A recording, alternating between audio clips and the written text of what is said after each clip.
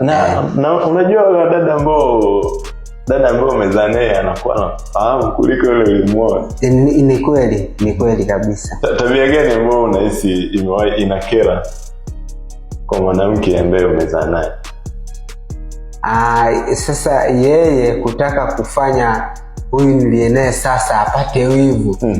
Kwa maana anaweza akafanya makusudi akanipigia saa 8 usiku. Umepoa zako umejiachia.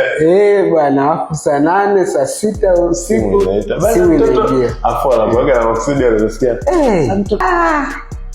Hayo ni makusudi. Yaani hiyo ni kutaka kumtengenezea familia hii mpya ipate wivu, makasiriko na ugomvi wa pale na hapa na pale, si ndio?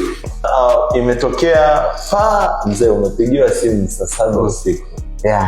Na mzazi mwenzio. Ndio.